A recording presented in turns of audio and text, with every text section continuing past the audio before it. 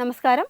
നിയമസഭാ തെരഞ്ഞെടുപ്പിന്റെ കാഹളം മുഴങ്ങാൻ നിമിഷങ്ങൾ മാത്രം ബാക്കി നിൽക്കെ കേരളത്തിലെ ലക്ഷക്കണക്കിന് PSC ഉദ്യോഗാർത്ഥികളുടെ നെഞ്ചത്ത് ചവിട്ടി പിണറായി സർക്കാർ വീണ്ടും പാർട്ടി സേവ തെളിയിക്കുന്നു.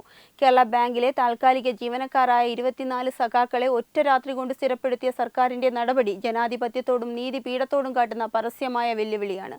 കോടതി വിധികൾ കാറ്റിൽ പറത്തിയും സാമ്പത്തിക പ്രതിസന്ധി മറന്നും സ്വന്തം പാർട്ടിക്കാരെ സുരക്ഷിത താവളങ്ങളിൽ തിരികെ കയറ്റുന്ന ഈ പരിപാടി കേരളത്തിലെ യുവജനതയോടുള്ള യുദ്ധപ്രഖ്യാപനമായി മാറിയിരിക്കുകയാണ്. നിയമവാഴ്ചയെ പരിഹസിക്കുന്ന സർക്കാർ താൽക്കാലിക ജീവനക്കാരെ മാനുഷിക പരിഗണനയുടെ പേരിൽ സ്ഥിരപ്പെടുത്തുന്നത് ഭരണഘടനാ വിരുദ്ധമാണെന്നും അത് അർഹരായ ഉദ്യോഗാർത്ഥികളുടെ അവസരം തകർക്കുന്നതാണെന്നും കേരള ഹൈക്കോടതി ആവർത്തിച്ച് വ്യക്തമാക്കിയിട്ടുള്ളതാണ്. 10 വർഷം പൂർത്തിയാക്കിയവരെ പോലും സ്ഥിരപ്പെടുത്തുന്നത് തടഞ്ഞുകൊണ്ടുള്ള കർശനമായ സ്റ്റേ നിലനിൽക്കെയാണ് സകല നിയമങ്ങളെയും വെല്ലുവിളിച്ച് സർക്കാർ ഈ കടുംവെട്ട് നടത്തിയിരിക്കുന്നത്. കോടതി വിധി മറികടക്കാൻ സർക്കാർ കണ്ടെത്തിയ പഴുതു തികച്ചും പരിഹാസ്യവുമാണ്.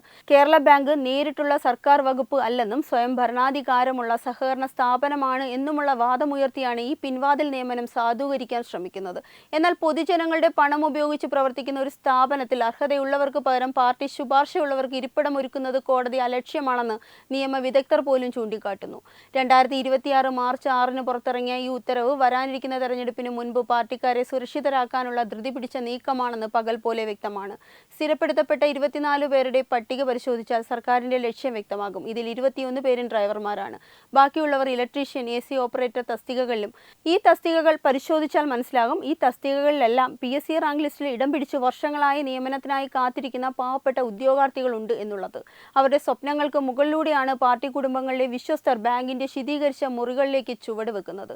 തിരുവനന്തപുരം ഹെഡ് ഓഫീസ് മുതൽ കോഴിക്കോട്, കണ്ണൂർ, തൃശൂർ, ഇടുക്കി, വയനാട് എന്നീ റീജിയണൽ ഓഫീസുകൾ വരെ ഈ പിൻവാതിൽ നിയമനം വ്യാപിപ്പിച്ചിട്ടുണ്ട്. സഹകരണ സംഘം രജിസ്ട്രാറും കേരള ബാങ്ക് CEO-യും ചേർന്ന് നൽകിയ ശുപാർശയിൽ അഡീഷണൽ സെക്രട്ടറി അജി ഫിലിപ്പ് ഒപ്പുവെച്ചതോടെയാണ് പാവപ്പെട്ട ഉദ്യോഗാർത്ഥികളുടെ വിയർപ്പിന് വിലയില്ലാതായത്. സംസ്ഥാനം കടുത്ത സാമ്പത്തിക പ്രതിസന്ധിയിലൂടെ കടന്നു പോകുമ്പോൾ ട്രഷറികൾ പൂട്ടാതിരിക്കാൻ നെട്ടോട്ടമോടുമ്പോഴും സ്വന്തം പാർട്ടിക്കാരെ തീറ്റിപ്പോറ്റാൻ സർക്കാരിന് യാതൊരു മടിയുമില്ല. സാധാരണക്കാരന്റെ നിക്ഷേപം കൈകാര്യം ചെയ്യുന്ന കേരള ബാങ്കിനെ പാർട്ടിക്കാർക്കുള്ള തൊഴിൽദാന കേന്ദ്രമാക്കി മാറ്റാനാണ് ഈ നീക്കം ഉപകരിക്കുക. ഡ്രൈവർ തസ്തികകൾ വരെ പാർട്ടി മുദ്ര നോക്കി നിയമനം നടത്തുന്നത് വരും തലമുറയോടുള്ള വഞ്ചനയാണ്. റാങ്ക് പട്ടികയിൽ ഒന്നാമതെത്തിയിട്ടും ജോലി ലഭിക്കാതെ ആത്മഹത്യയുടെ വക്കിൽ നിൽക്കുന്ന ഉദ്യോഗാർത്ഥികളെ നോക്കി സർക്കാർ കൊഞ്ഞനം കുത്തുകയാണ്. സഖാവായാൽ കോടതി വിധി ബാധകമല്ലെന്ന അഹങ്കാരമാണ് ഇവിടെ നിഴലിക്കുന്നത്. പിണറായി സർക്കാരിന്റെ ഈ പിൻവാതിൽ വിപ്ലവത്തിനെതിരെ ഉദ്യോഗാർത്ഥി സംഘടനകളും പ്രതിപക്ഷവും രംഗത്തെത്തിക്കഴിഞ്ഞു. തെരഞ്ഞെടുപ്പിന് തൊട്ടുമുമ്പ് നടത്തുന്ന ഈ തിരികെ കയറ്റൽ വെറുമൊരു നിയമനമല്ല, മറിച്ച് രാഷ്ട്രീയ അഴിമതിയുടെ പരകോടിയാണെന്നാണ് യുവജന സംഘടനകൾ ആരോപിക്കുന്നത്.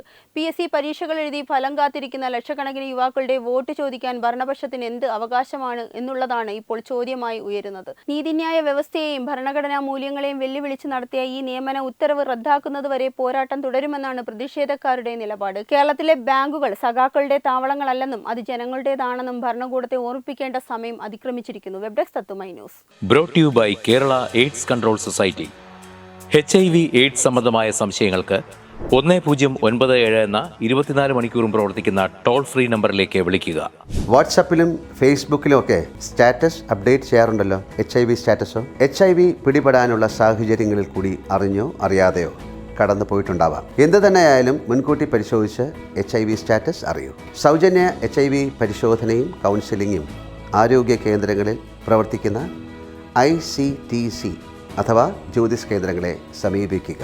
നിങ്ങളുടെ സ്റ്റാറ്റസ് എന്തായാലും വിവരങ്ങൾ രഹസ്യമായി സൂക്ഷിക്കുന്നതായിരിക്കും.